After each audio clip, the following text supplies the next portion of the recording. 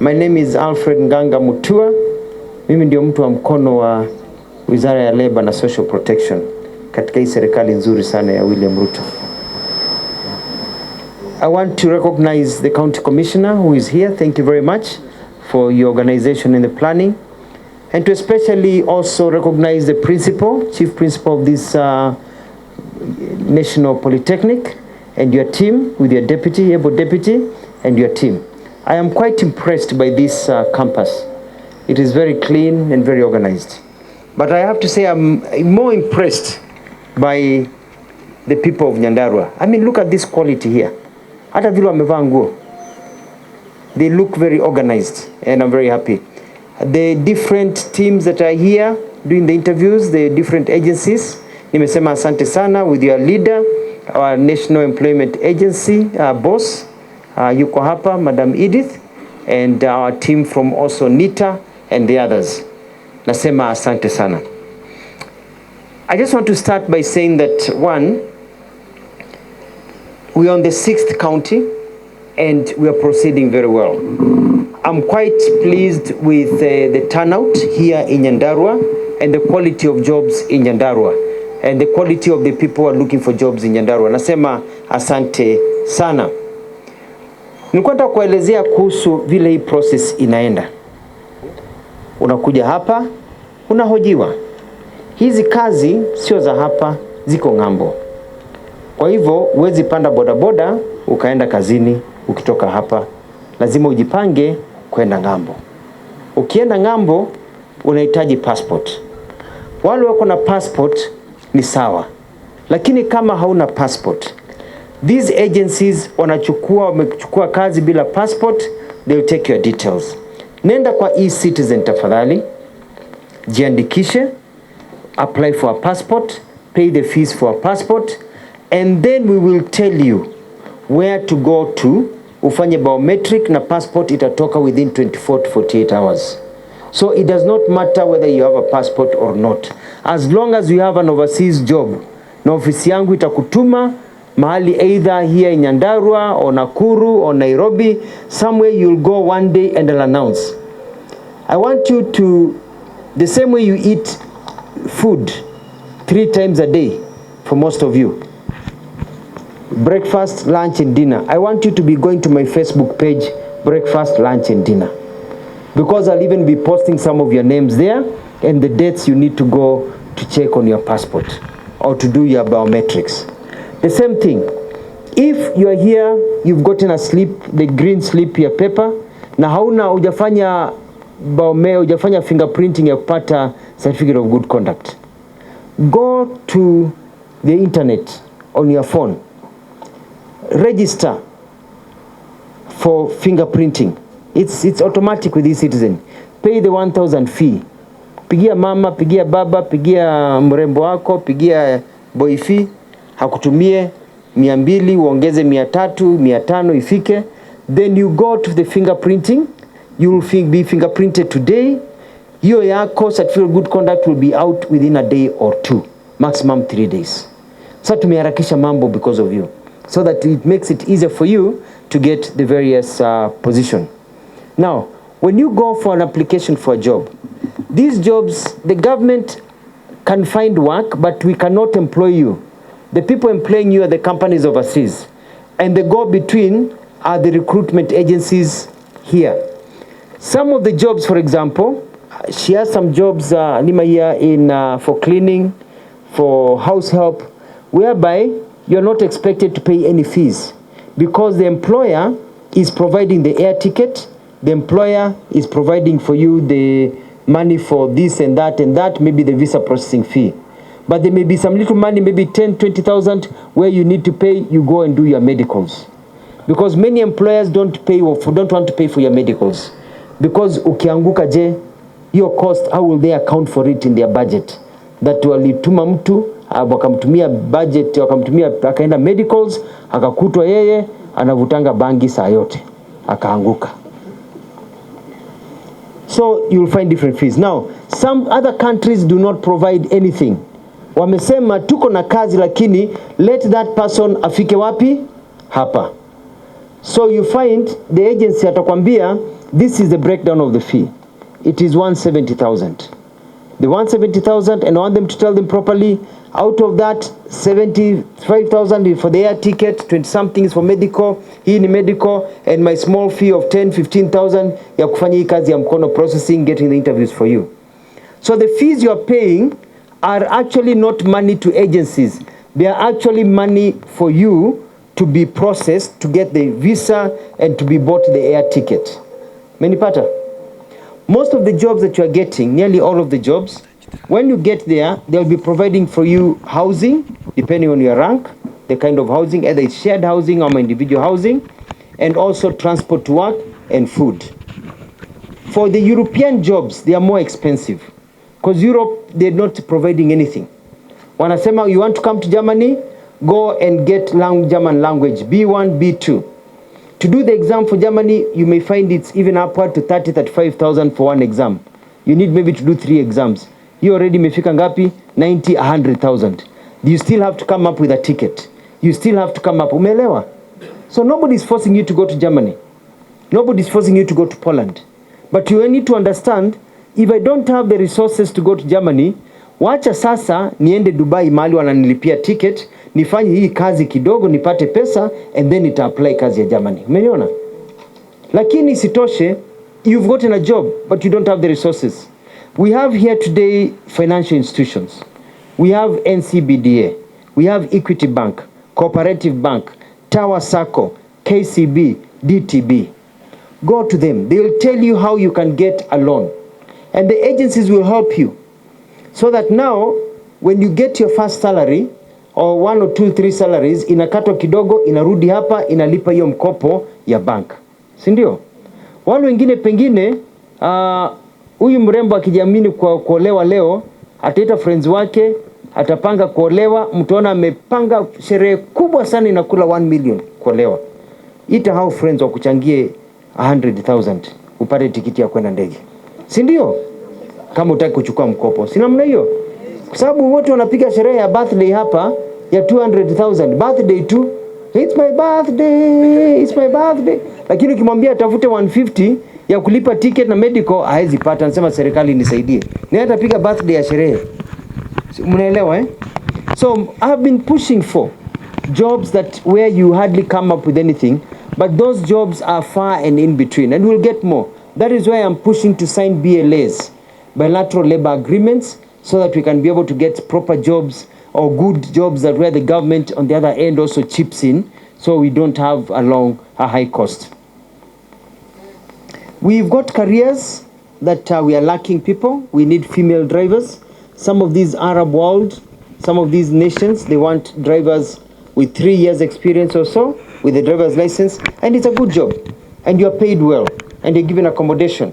Na kazi yako ni kudrive that company, the female people of that company, or to take some children to school, or it's a very nice job as a driver. It's better than driving a taxi here in Kenya. They pay you well, they keep you well, but we are lacking female drivers. We're also lacking people to work in salons, you know, beauticians. Uko hapo umesonga nywele, earning very little money, 100-200 shillings per head. Enda huko utengeneze pesa, you know, with the work that you're doing. So we are going from the non-skilled to the skilled. We are finding that people who are skilled, mechanical engineers, people who've gone through TVET program, are getting jobs easier, and they're getting higher paying jobs. So the higher your skill, the better it is. That is why we need to continue with this skilling and what you're doing here and everything that is going on. I want to assure the people of Kenya that you can trust this process. Mi mwenyewe, these agencies, I'm working with them. And I'm going to ensure no money, nobody is conned. If you do your medical, let's say for example you paid on 50,000 and you go for your medical and you fail, watatua tu hiyo cost ya medical na processing wakurudishie the rest of the money, because you don't need the ticket, si ndio? You don't need the haki yako. Hakuna haja ukaa na pesa mtu kama they are not proceeding.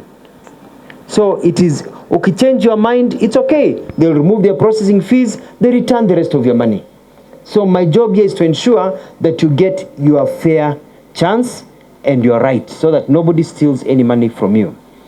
I want to request all the agencies that are here, we will hold a meeting in my office on Friday with NEA and myself and the financial institutions to discuss the way forward in terms of processing and sending people overseas. So that's where we are.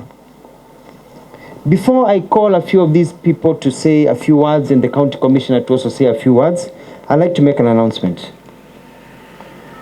This first leg of the first phase has been very successful. We've gone to 6 counties, and in Machakos, we were able to get 752 people qualified. Machakos had very many people, about 3,000 people showed up, but 752 people qualified. Makueni, we had 410 people. Kitui, 901.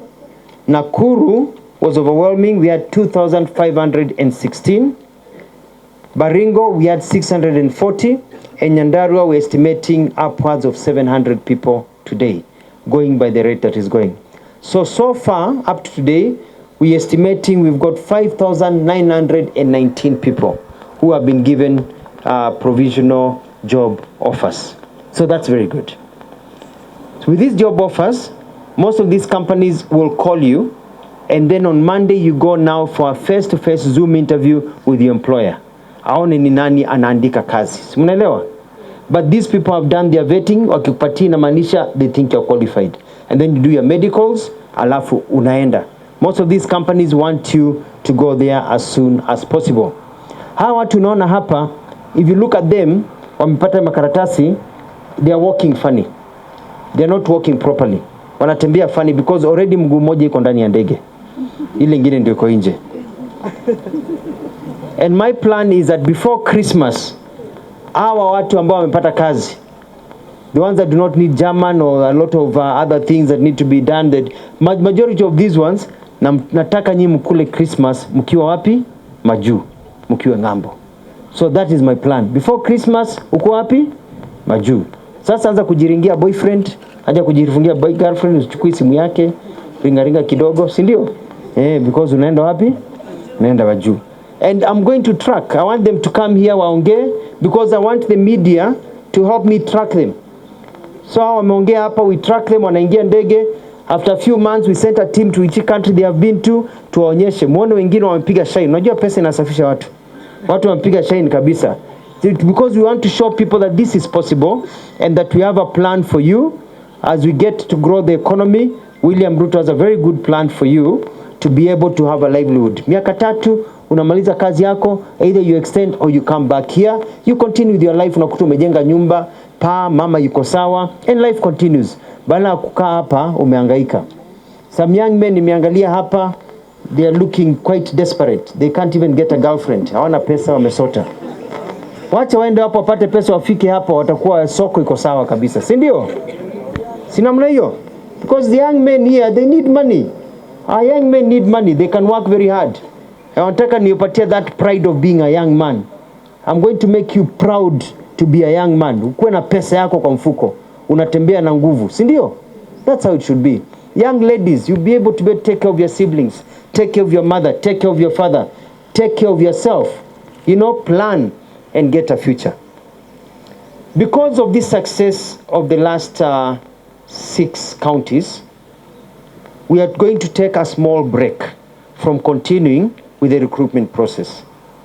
We are taking a short break so that we can do some stock taking, a bit of reorganization of the processes from what we've learned, and also be able to process whatever we have gotten now so that people can go overseas.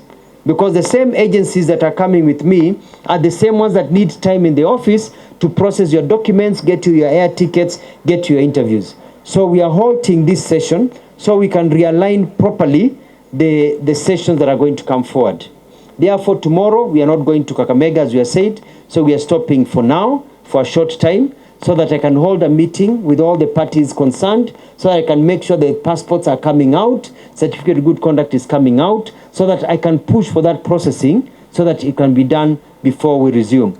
I'm also taking a break because we need to realign with the members of parliament and also governors. Some of them have written to me, some of them have called me and said, do you mind moving my date to this date?